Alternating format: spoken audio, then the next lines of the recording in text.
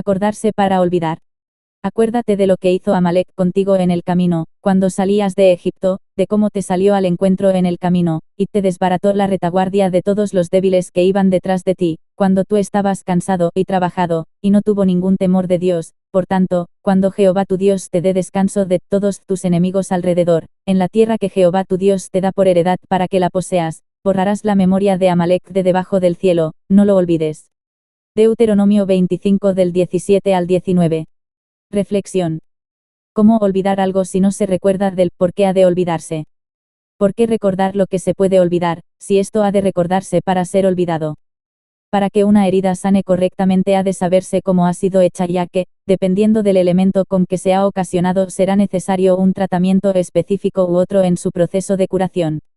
La sanación total de esta herida facilita el olvido del dolor que un día ocasionó cuando aún estaba abierta, sangrante o quizá incluso infectada.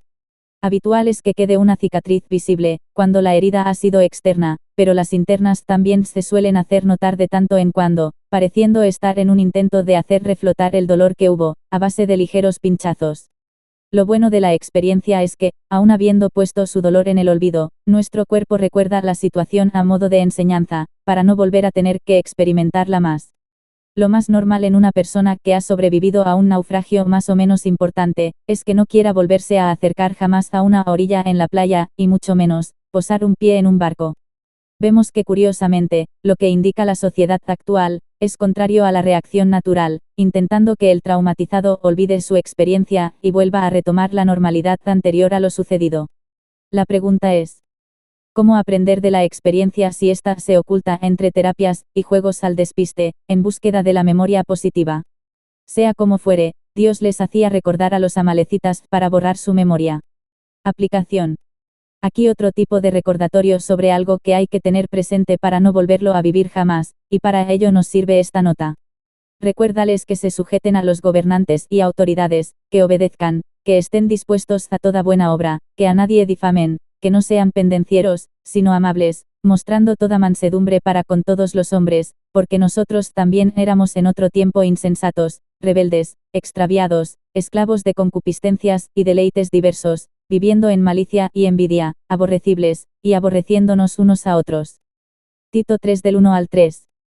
Porque la palabra de Dios, en la carta de Pablo, no nos hace recordar lo que fuimos para que volvamos a hacerlo, sino precisamente para que no haya resquicio de lo que fue de nosotros en el pasado, dejando borrada su memoria, sirviéndonos más bien a modo testimonial, y como ejemplo de cómo no hay que actuar para volver a lo mismo. Pues vemos también cómo el apóstol Pablo confiesa a Timoteo su sombrío pasado, y cómo el Señor lo rescató de sus pecados. ¿Le está sirviendo este recuerdo para volver a hacer lo mismo de antes?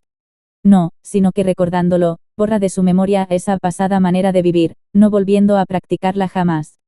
Doy gracias al que me fortaleció, a Cristo Jesús nuestro Señor, porque me tuvo por fiel, poniéndome en el ministerio, habiendo yo sido antes blasfemo, perseguidor e injuriador, mas fui recibido a misericordia porque lo hice por ignorancia, en incredulidad, pero la gracia de nuestro Señor fue más abundante con la fe y el amor que es en Cristo Jesús, palabra fiel y digna de ser recibida por todos, que Cristo Jesús vino al mundo para salvar a los pecadores, de los cuales yo soy el primero, pero por esto fui recibido a misericordia, para que Jesucristo mostrase en mí el primero toda su clemencia, para ejemplo de los que habrían de creer en él para vida eterna. Por tanto, al Rey de los siglos, inmortal, invisible, al único y sabio Dios, sea honor y gloria por los siglos de los siglos. Amén. Primera de Timoteo 1 del 12 al 17. Y he aquí ahora el ejemplo antagónico de todo esto. Dijo entonces Jesús a los judíos que habían creído en él: si vosotros permaneciereis en mi palabra, seréis verdaderamente mis discípulos, y conoceréis la verdad, y la verdad os hará libres. Le respondieron: linaje de Abraham somos, y jamás hemos sido esclavos de nadie. ¿Cómo dices tú, seréis libres? Jesús les respondió: de cierto os digo, que todo aquel que hace pecado, esclavo es del pecado, y el esclavo no queda en la casa para siempre, el Hijo sí queda para siempre, así que, si el Hijo os libertare, seréis verdaderamente libres. Juan 8 del 31 al 36. Pues olvidando la mala experiencia de la esclavitud en Egipto de donde fueron liberados, de su deportación a Babilonia, de donde fueron rescatados, y de la opresión y las torturas perpetradas por el imperio griego antes de la llegada al poder de Roma, otro imperio más que tenía sometida a toda la nación, y a otras tantas más. Ellos se sentían libres, siendo esclavos y oprimidos en la religiosidad que les impedía reconocer y aceptar al Mesías teniéndolo enfrente de sus narices. Acción. Ahora la palabra de Dios me lleva a echar mano a mis recuerdos, rememorando del pozo cenagoso de donde me rescató, me limpió dándome unas nuevas vestiduras, y me adoptó como su hija dándome una nueva identidad en Cristo.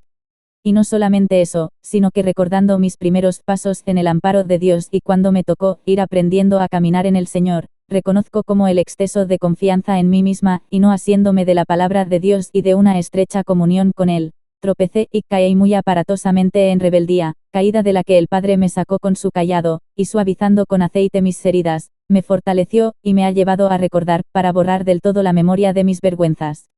Ahora viene cuando me toca hacer autoexamen de cómo estoy actuando frente a los hermanos, y frente a los incrédulos, si es que me comporto ante ellos como quien jamás cayó ni fue esclavo, o en conocimiento de que yo fui igual lo peor por mis transgresiones.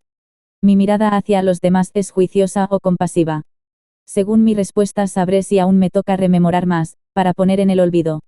Señor, Dios Todopoderoso, y Padre amado, te doy gracias por tu perfecta palabra que me enseña, corrige, y afirma mi identidad en Cristo. Te pido perdón por olvidar mi pasado en aquella ocasión en que dirijo una mirada crítica, o palabras juiciosas, contra los débiles o ignorantes, olvidando que a mí también me costó asimilar lo básico del caminar en Cristo, cayendo de mala manera en engaños y pecados por mi propia obstinación. Señor, aumenta mi fe, provéeme de la sabiduría necesaria, y de tu inconmensurable amor, para poder tratar a los demás con esta paciencia y misericordia con que me tratas a mí.